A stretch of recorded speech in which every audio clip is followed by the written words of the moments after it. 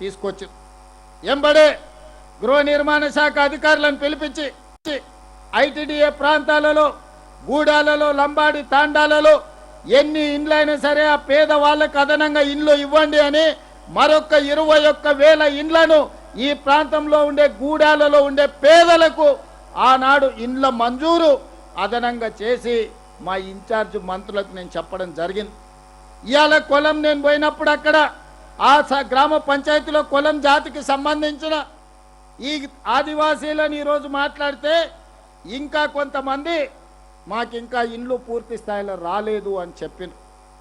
నేను ఈ వేదిక మీద నుంచి మా గృహ నిర్మాణ శాఖ మంత్రి గారికి సంబంధిత అధికారులకు నేను ఆదేశాలు ఇస్తున్నా. ఈ తెలంగాణ రాష్ట్రంలో తండాలలో గూడాలలో ఉండే ఆదివాసీ బిడ్డలకు 100% ఇందిరమ్మ ఇండ్లు ఇవ్వాలి. ప్రత్యేకమైన కార్యక్రమం పెట్టుకొని స్పెషల్ డ్రైవ్ ద్వారా ఈనాడు ఇన్ఛార్జ్ మంత్రివర్యులు జూపల్లి కృష్ణారావు గారికి నేను సూచన చేస్తున్నా. ఈ ఆదిలాబాదు మొత్తం ఉమ్మడి జిల్లాలో 10 శాసనసభ నియోజకవర్గాలకు సంబంధించిన యువ శాసనసభ్యులు ఉన్నారు. వాళ్ళు ఏ పార్టీ అయినా పర్వాలేదు, పార్టీలు చూడకండి. లేకపోతే వాళ్ళు ఎవరితో ఉంటున్నారో చూడకండి. నా సూచన ఒక్కటే, ఇక్కడున్న వేదిక మీద ఉన్న ఇతర పార్టీల శాసనసభ్యులకు కూడా నా సూచన ఒక్కటే, మీ నియోజకవర్గాలలో ఏ గూడెంలో కూడా పేదోడు గుడిసెల ఉండొద్దు. గుడిసెల లేని ఆదిలాబాదు జిల్లాను నేను చూడదలుచుకున్నా. పార్టీలకు అతీతంగా నేను శాసనసభ్యులకు సూచన చేస్తున్నా. ఎన్నికలు వచ్చినప్పుడు ఎన్నికల్లో కొట్లాడుకుందాం. ఎవరిని గెలిపిస్తారో ఎవరిని ఓడిస్తారో ప్రజలే న్యాయ నిర్ణేతలుగా నిర్ణయం తీసుకుంటారు. కానీ ఈనాడు తెలంగాణలో వివక్ష లేని రాజకీయాలను, వివక్ష లేని సంక్షేమాన్ని, వివక్ష లేని అభివృద్ధిని ముందుకు తీసుకెళ్లాలని ఈరోజు మేము ఆలోచన చేస్తున్నాం. అందుకే వేదిక మీద ఉన్న ఇతర పార్టీలకు సంబంధించిన శాసనసభ్యులకు నా విజ్ఞప్తి ఒక్కటే, మీ శాసనసభ నియోజకవర్గాల పరిధిలో ఎన్ని గూడాలు ఉన్నాయో గూడాలు తిరగండి.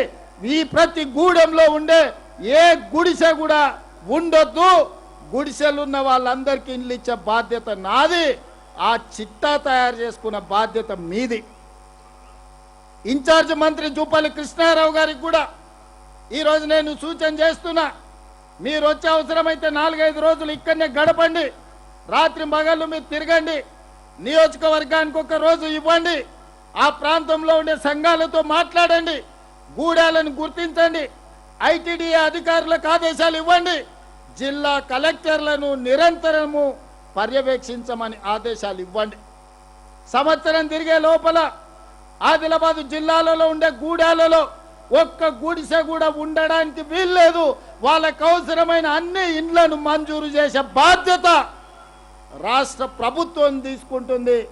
దానికి సంబంధించిన నిధులను తల తాకట్టు పెట్టైనా తీసుకొచ్చి ఇండ్లు కట్టుకునే వాళ్లకు నిధులు ఇచ్చే బాధ్యత నేను తీసుకుంటా. ఇవాళ ఇల్లు మంజూరైన ఏ పేదవాడిని నేను అడగండి, పని పూర్తయిన ఎంబడే వాళ్ళ ఖాతాలలో నగదు పడుతుందా లేదా మీరు ఆలోచన చేయండి.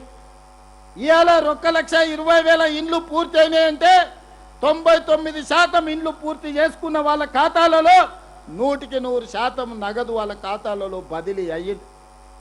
నాకెన్ని కష్టాలున్నా జీతభత్యాలు ఇవ్వడానికే కష్టం అనిపిస్తున్న సందర్భంలో, పిల్లల ఫీజులు చెల్లించాలంటే కష్టమవుతున్న సందర్భంలో, ప్రభుత్వ ఉద్యోగస్తులకు పెన్షన్లు ఇవ్వాలంటే కూడా కష్టమవుతున్న సందర్భంలో, ఏ కష్టం వచ్చినా కష్టాన్ని ఎదుర్కొన్నా కానీ ఇందిరమ్మ ఇండ్ల బిల్లులు మాత్రం 1 గంట కూడా ఆగకుండా మీ ఖాతాలలో వేసిన మాట వాస్తవం కాదా? మీరు ఒక్కసారి ఆలోచన చేయండి.